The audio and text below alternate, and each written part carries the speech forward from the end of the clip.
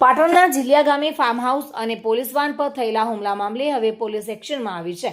પાટણ ડીવાયએસપીએ પત્રકાર પરિષદ કરીને સમગ્ર ઘટનાનો ખુલાસો કર્યો છે. અત્યાર સુધી પોલીસે કુલ 18 આરોપીઓને ઝડપ્યા છે, જ્યારે 2 મુખ્ય આરોપી હજુ પણ પોલીસની પકડથી દૂર છે. પાટણ ડીવાયએસપીના જણાવ્યા મુજબ 2 અલગ અલગ ફરિયાદના આધારે પોલીસે કુલ 18 આરોપીઓને ઝડપ્યા છે. નામજોગ આરોપીઓ પૈકી જઉભા સહિતના આરોપીઓ હાલ પોલીસ કસ્ટડીમાં છે.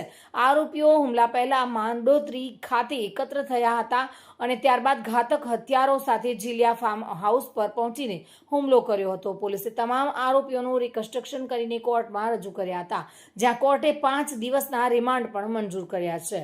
હજુ પણ દલપુજી અને જીતુભા પોલીસ પકડથી દૂર છે, જેમને ઝડપવા માટે પોલીસ દ્વારા સર્ચ ઓપરેશન તેજ કરવામાં આવ્યું છે. પોલીસે ચેતવણી આપી છે કે આરોપીઓને આશરો આપનાર સામે પણ કડક કાર્યવાહી કરવામાં આવશે. સાથે સોશિયલ મીડિયા પર 2 જૂથ વચ્ચે વૈમનસ્ય ફેલાવનારાઓ સામે પણ કડક કાર્યવાહી કરાશે. જિલ્લાની અંદર જે બનાવ બન્યો તો પોલીસ અત્યાર સુધી કઈ રીતે કામગીરી કરી છે, કેટલા આરોપીની અટકાયત કરી છે? ચાણસ્મા પોલીસ સ્ટેશન વિસ્તારના ઝીલિયા ગામે તારીખ 15 માર્ચ 2026ના રોજ જે ઇન્સિડન્ટ બન્યો હતો એના સંદર્ભે કુલ 2 એફઆઈઆર નોંધવામાં આવી હતી. આ એફઆઈઆરની ગંભીરતાને ધ્યાનમાં લઈને respected Banaskantha range IG Parikshita Rathod સાહેબ, રિસ્પેક્ટેડ જિલ્લા પોલીસ અધિક્ષક વીકે નાઈ સાહેબના સીધા માર્ગદર્શન અને સૂચના અનુસાર એલસીબી, એસઓજી અને ચાણસ્મા પોલીસની અલગ અલગ ટીમો બનાવીને આરોપીને પકડવા માટેની તજવીજ હાથ ધરવામાં આવી હતી. અને એફઆઈઆરમાં જેના નામ છે એવા 3માંથી એક આરોપી જસુભાને અરેસ્ટ કરવામાં આવ્યો છે. આ ઉપરાંત કુલ 17 અજાણ્યા ઇસમોને પણ અરેસ્ટ કરવામાં આવ્યા છે. આમ કુલ 18 આરોપીની અત્યાર સુધીમાં અટકાયત થઈ ગઈ છે. જે અજાણ્યા ઇસમો હતા એની ઓળખ પ્રસ્થાપિત કરવા માટે એક્ઝિક્યુટિવ મેજિસ્ટ્રેટ સાહેબની સમક્ષ એની ઓળખ પરેડ પણ કરવામાં આવી છે.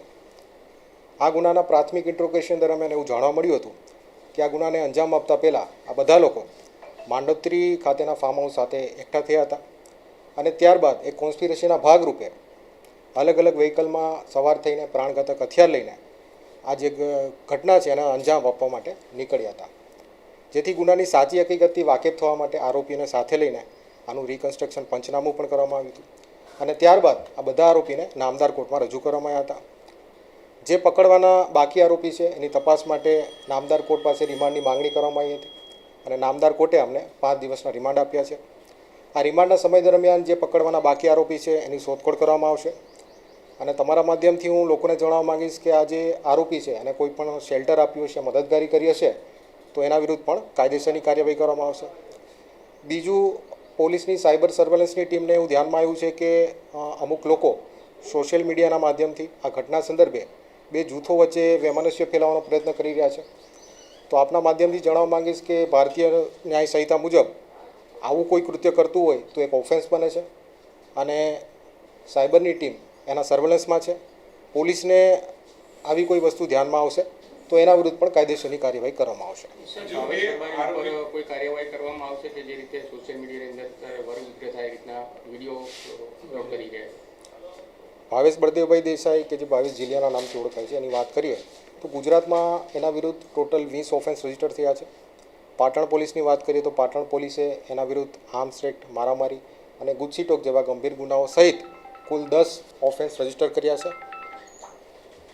તમારા માધ્યમથી જણાવવા માંગીશ કે કોઈ લોકોને ભાવેશ ઝીલિયા, તેના સિન્ડિકેટના મેમ્બર કે એના જેવા કોઈ પણ બીજા ગુંડા તત્વો કે સિન્ડિકેટ વિરુદ્ધ કંઈ પણ ફરિયાદ હોય તો કોઈ પણ પ્રકારના ડર વિના, કોઈ પણ પ્રકારની ધાકધમકીની બીક રાખ્યા વિના પાટણ એલસીબીની ટીમનો સંપર્ક કરી રહી છે.